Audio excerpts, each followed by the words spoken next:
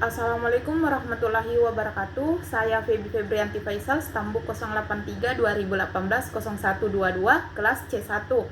Baiklah, saya akan memaparkan tugas kelembagaan ekonomi, yaitu sejarah pemikiran ekonomi kaum perintis sosialis.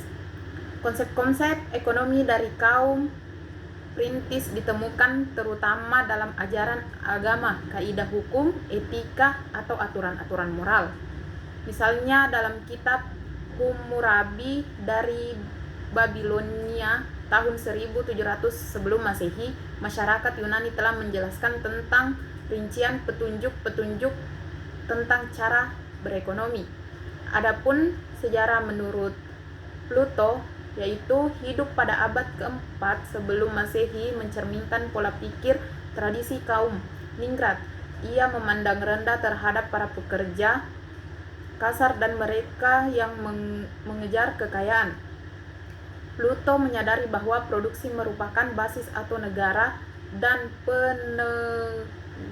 penganekaragaman pekerjaan dalam masyarakat merupakan keharusan karena tidak seorang pun yang dapat memenuhi sendiri berbagai kebutuhan. Inilah awal dasar pemikiran prinsip spesialisasi kemudian dikembangkan oleh Adam Smith. Adapun sejarah menurut Aristoteles merupakan tokoh pemikir ulung yang sangat tajam dan menjadi dasar analisis ilmuwan modern sebab analisisnya berpangkal dari data. Konsep pemikiran ekonominya didasarkan pada konsep pengelolaan rumah tangga yang baik melalui tukar-menukar. Aristoteleslah yang membedakan dua macam nilai barang, yaitu nilai guna dan nilai tukar. Ia menolak kehadiran uang dan pinjaman meminjam uang dengan bunga. Uang hanya sebagai alat tukar-menukar saja.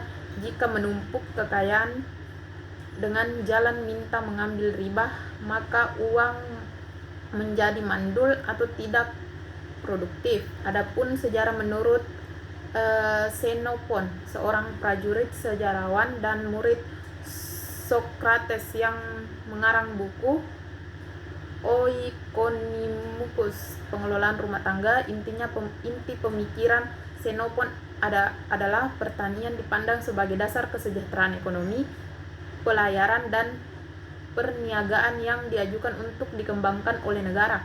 Modal patungan dalam usaha, spesialisasi dan pembagian kerja, konsep perbudakan dan sektor pertambangan menjadi milik bersama.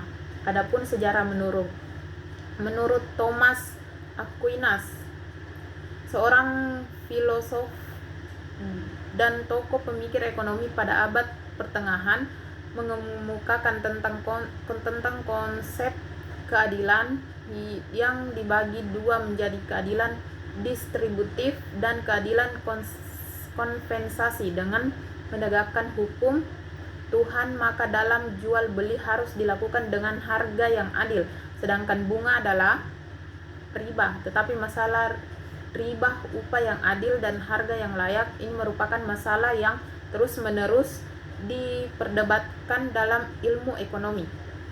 Menurut saya,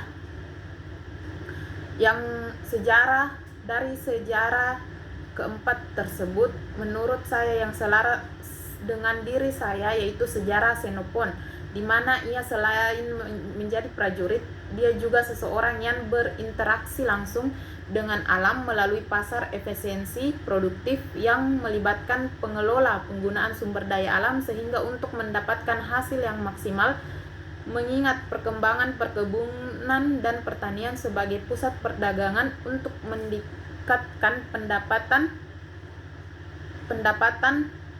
negara itu sendiri. Sekian dan terima kasih. Assalamualaikum warahmatullahi wabarakatuh.